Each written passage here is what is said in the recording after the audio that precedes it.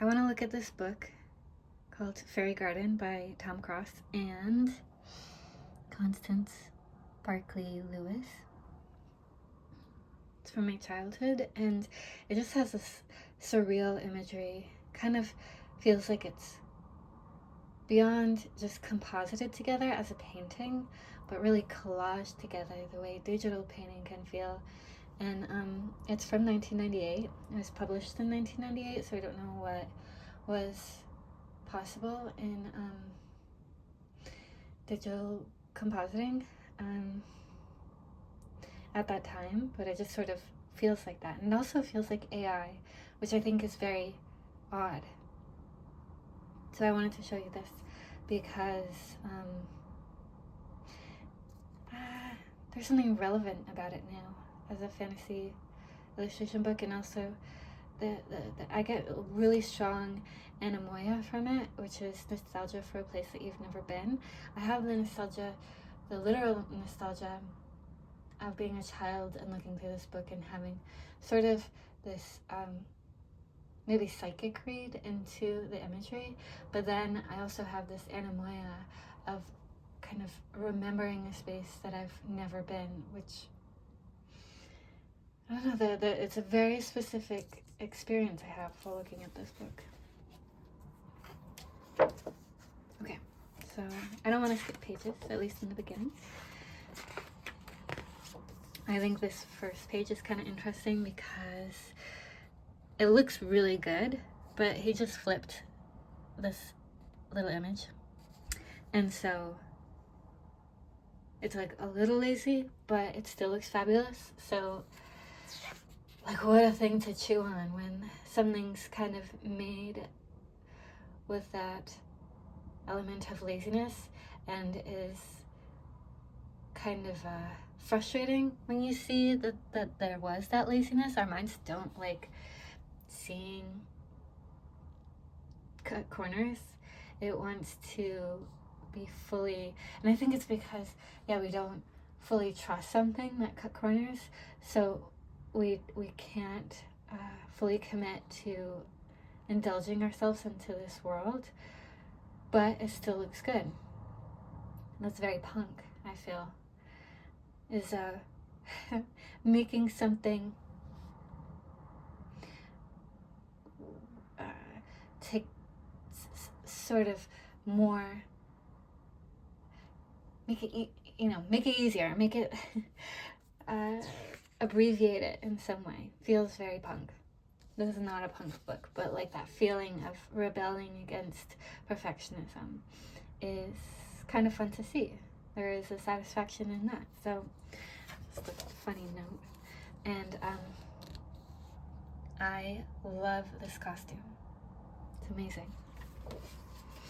And I remember this character from my childhood and how I thought she was the most beautiful. This was interesting. So these little fairy girls, I tried to make that costume as a child, and it didn't really work out well, and it just brings back a memory of, kind of a formative memory of trying to realize something in an imaginary space, like a book, and trying to bring it into reality, and how there's a distance between that expectation and what is possible in the material realm. And I mean, this looks pretty easy to make, except for those petals. You'd have to kind of think about how you'd make those petals.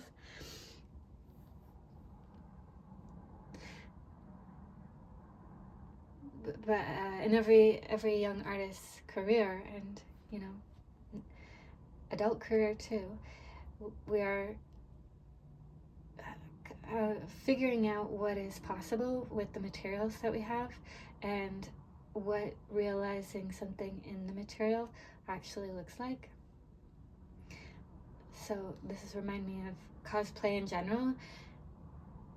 I think cosplay is really cool as is for what it is, but then when comparing to the actual character, sometimes there is a disappointment that they couldn't get a certain gesture that's really important to the design. That is just hard to make because we are in a reality of 3D form. And we have to deal with things like gravity but okay, we're back to this fabulous costume.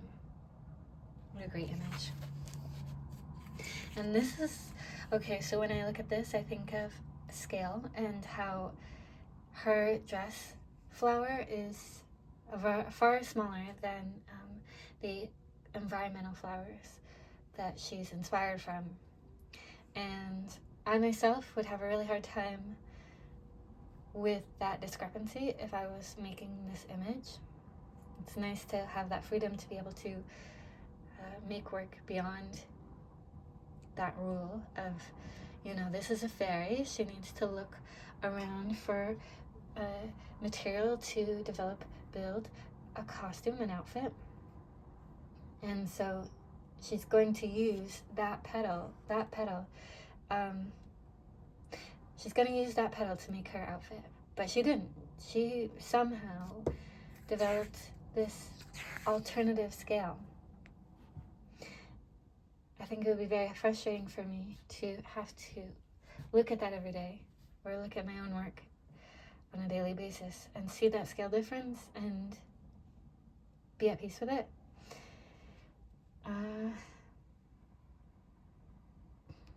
Because my mind would automatically try to understand how that's possible beyond just fairy magic. This is a beautiful image, so sparkly, so sparkly. Okay, so this image brings back memories of being a child and sitting with this book and looking into these crystals, these little gems, and getting such a intense mental impression. And whenever I look at crystals, specifically the really gemmy ones, not necessarily gemmy, the quartz crystals, the clear crystals with really strong geometry, where there's it's just like one spire of crystal, solid crystal that is pretty clear, you know. So when I see those, or when I hold one of those crystals, or you know, see even an image of it, there are specific crystals that have a really strong energy, maybe, and my mind feels like it's in this cold expanse of like a very pure cold expanse. It's a very nice feeling, but a little bit alien almost. And that's what I get when I look at these crystals, these gems, and just generally the gem compared to the rest of the image, the way the character is painted, the way the environment and the flower is painted, it seems almost like it's collaged. And when I see these gems, they look very photographic in a way, like they're collaged in. And it makes me feel that sensation of being, of my mind being in a cold expanse of like a pure expanse. Which, I mean, I don't know if that would be, that would be an interesting thing to investigate, if that experience is achieved through painting or through photography. And I guess I feel like these are almost kind of like photographic, like I don't know if they were rendered or if they were collaged, just because I'm getting such a strong feeling from the image. And I think I would connect more to an actual photograph of a gem rather than a painted invention of one. Okay, so this one's really interesting because of the perspective and the composition. I would say by the behavior of the fairy that this is like the fairy is closer to us, looking back over their shoulder at the pansy. But the flower is so weird. It's kind of like AI, where there's that ambiguity that makes it just indiscernible and weird and convoluted. The way hands are often just made into like a mashed up mess. And so it's not really a flower that this fairy is sitting in. It's kind of just like an ambiguous collection of petals. Like I just can't see how it's really working together. And the fact that it's smaller and closer to us than the pansy that's in the background, so that's actually bigger. It's very strange. But when I look closer, this petal is behind that petal, so that actually means that the fairy is behind this big pansy. So the fairy is looking behind the pansy, which that is that's a very strange narrative to be seeing in a composition like this, where all the attention is being built up and developed by this character, and it's just kind of tossed out behind the object that is right there in the middle.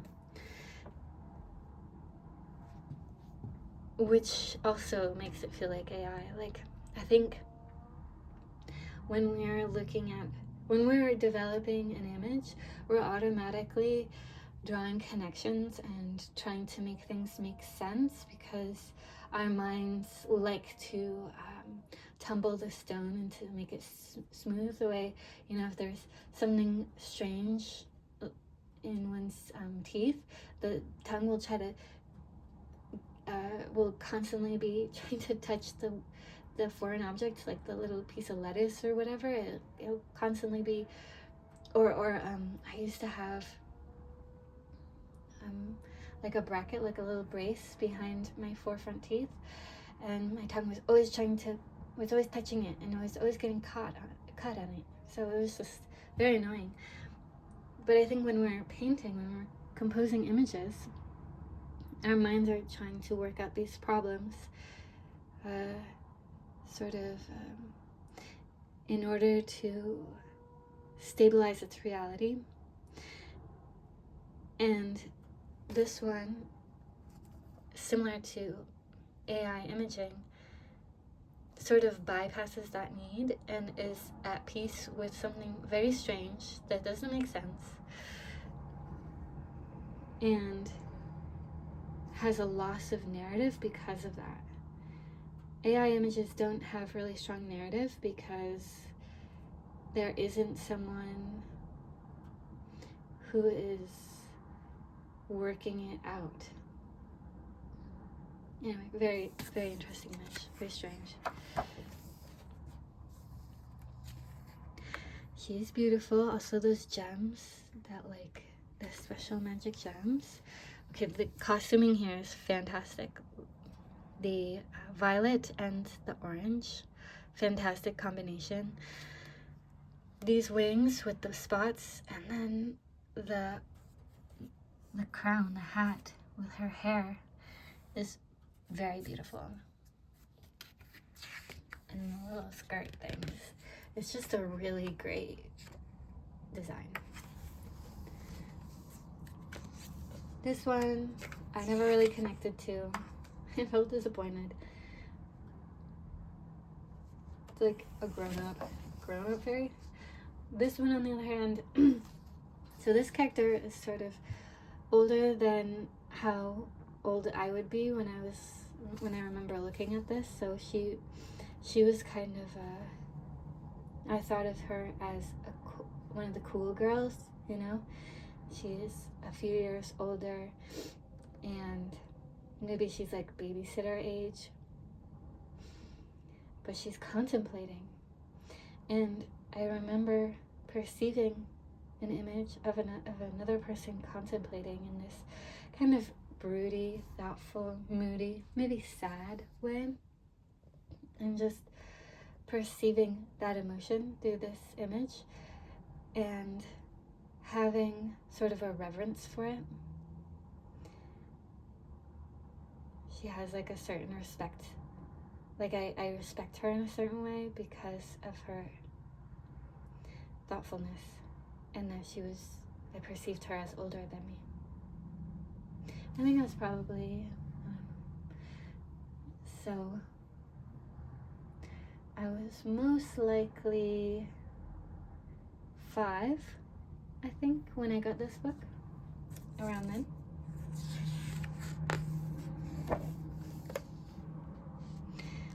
Okay, summer. So, why is the Iris guy in the summer category? We just went through the, springtime. Why is he not being left behind? There he is. So he's there, and he's there. I think his face is actually pointed down there, and here he's pointing up. So for some reason, he's escaped into summer as well. But I love these really etheric, more ghosty fairies. This was a fairy from my childhood. I really identified with this one. There are pictures of me where I look just like this fairy. I remember having like this suede vest with woolly, like a woolly lining, and I had the same golden curls. And just that quality of sunlight was how I perceived my childhood. And these gems also have that Enamoya quality to them. I'm remembering something from that is indistinguishable. A larkspur fairy. Again, feels very collaged. And that could be just collaging or compositing imagery through painting, but just the way that all these different elements, like the face, the wings, the petals, and the gems, all have sort of a different texture to them or quality. I don't know. It's a very like flattened image too. It feels like everything was cut out and placed together in the image. Which, you know, it could very well be these are magazine images that the artist cut out and placed together and then painted. And yeah, like this one. Okay, so the way this fairy is not affecting this petal with her weight by sitting on it, or standing and squatting, makes it feel very collagey.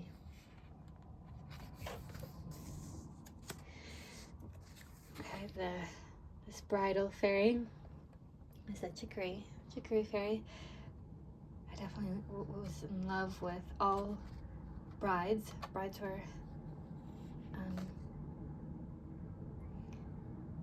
magical beings of childhood.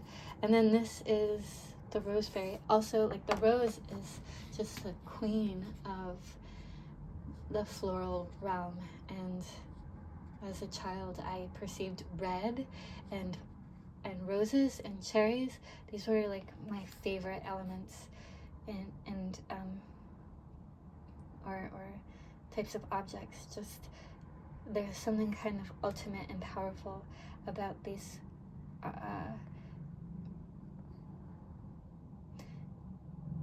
things. Yeah, so the rose fairy, I don't know, she's like a little baby, but she is definitely the queen of the book. Okay, so this is autumn. I'm not gonna show you the whole entire book because I want there to be some motivation for you to buy it. So I'm serving the author, and I also don't want to ruin all the surprises.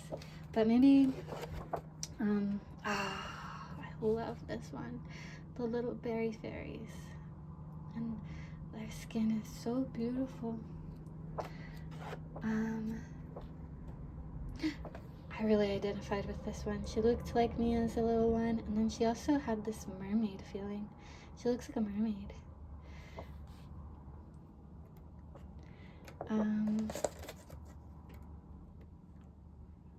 Yeah, they're just special.